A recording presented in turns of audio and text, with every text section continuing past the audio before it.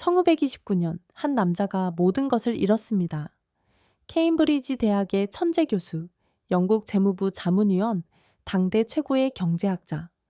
그런 사람이 주식 투기로 거의 파산했어요. 그런데 이 남자, 거기서 끝이 아니었습니다. 그는 다시 일어나 세계에서 가장 성공한 투자자 중 한 명이 됐고, 동시에 경제학의 역사를 완전히 다시 썼습니다. 그의 이름은 존 베이너드 케인스. 하지만 진짜 놀라운 건 따로 있습니다. 케인스는 1883년 영국 케임브리지에서 태어났습니다. 아버지도 경제학자였고 어머니는 케임브리지 최초의 여성 시장이 됐죠. 말 그대로 엘리트 중에 엘리트였어요. 케인스는 이턴 스쿨을 거쳐 케임브리지 킹스 칼리지에 입학했고 수학과 철학을 공부한 뒤 경제학으로 방향을 틀었습니다. 그런데 이 사람 단순한 학자가 아니었어요. 1차 세계대전이 끝난 1919년 케인스는 영국 대표단의 일원으로 파리 강화회의에 참석합니다. 전승국들은 독일의 천문학적 배상금을 물리려 했죠. 케인스는 반대했습니다. 이렇게 하면 독일 경제가 무너지고 유럽 전체가 위험해진다. 아무도 듣지 않았어요. 케인스는 분노하며 사표를 던지고 평화의 경제적 결과라는 책을 써서 세계적 베스트셀러를 만들었습니다. 그리고 10년 뒤 그의 예언은 정확히 적중했습니다. 하지만 진짜 문제는 따로 있었습니다. 1920년대 케인스는 학자이자 투기꾼이었습니다. 외환시장과 원자재 선물에 크게 베팅했어요. 처음에는 잘 됐습니다. 독일 마르크화 하락에 베팅해서 큰 돈을 벌었죠. 그런데 문제는 천재도 시장 앞에서는 겸손해야 한다는 걸 잊었다는 겁니다. 여러분도 혹시 투자에서 처음에 돈을 벌고 나서 자신감이 지나쳤던 적 있지 않으세요? 1929년 대공황이 터졌을 때 케인스의 포트폴리오는 처참하게 무너졌습니다. 순자산의 약 80%가 증발했어요. 오늘날 가치로 환산하면 수백억 원이 사라진 겁니다. 주변에서는 케인스에게 손절하라고 했습니다. 하지만 케인스는 다른 선택을 합니다. 여기서부터가 핵심입니다. 케인스는 자신의 실패를 냉정하게 분석했습니다. 그리고 투자 철학을 완전히 바꿨어요. 투기에서 가치 투자로. 케인스는 이렇게 말했습니다. 시장은 당신이 버틸 수 있는 것보다 더 오래 비합리적일 수 있다. 이 한마디가 지금까지 월스트리트에서 가장 많이 인용되는 격언 중 하나입니다. 2026년 현재 AI 관련주가 급등락을 반복하는 지금 이 순간에도요. 케인스는 케임브리지 킹스 칼리지의 기금 운용을 맡았습니다. 그는 소수의 기업을 깊이 분석하고 확신이 있는 종목에 집중 투자하는 전략을 썼어요.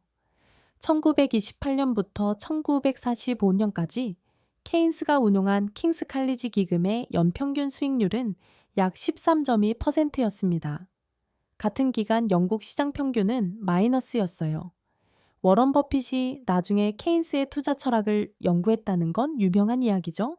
하지만 케인스의 진짜 업적은 투자가 아니라 이론이었습니다. 1936년 그는 고용, 이자 및 화폐의 일반 이론을 출간합니다. 이 책 한 권이 경제학의 판도를 완전히 바꿨어요. 당시 주류 경제학은 이랬습니다. 시장은 스스로 균형을 찾는다. 정부는 가만히 있어라. 대공황으로 수천만 명이 실업 상태인데도 경제학자들은 기다리면 나아진다고 했죠. 케인스는 정반대를 주장했습니다. 불황일 때 정부가 돈을 써야 한다.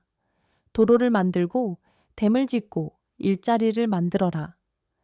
미국의 루스벨트 대통령이 바로 이 아이디어를 뉴딜 정책으로 실행했습니다. 정부가 대규모 공공성 사업에 투자하자 실업자가 줄고 소비가 살아나고 경제가 다시 돌아가기 시작했어요. 2026년 현재 각국 정부가 경기 침체 때마다 재정을 푸는 건 전부 케인스의 처방전입니다. 코로나 때 각국이 재난지원금을 뿌린 것도 결국 케인스의 후예인 셈이죠.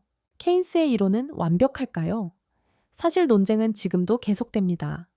정부가 돈을 너무 많이 풀면 인플레이션이 생기고 국가 부채가 늘어나니까요. 실제로 2022년 이후 전 세계적 인플레이션은 케인스식 재정 확대의 부작용이라는 비판도 있습니다. 하지만 한 가지는 분명합니다. 1929년 대공황 때 가만히 기다려라. 고 한 경제학자들의 처방이 실패한 뒤 케인스의 정부가 움직여라가 실제로 경제를 살렸다는 사실. 케인스는 1946년 심장마비로 세상을 떠났습니다.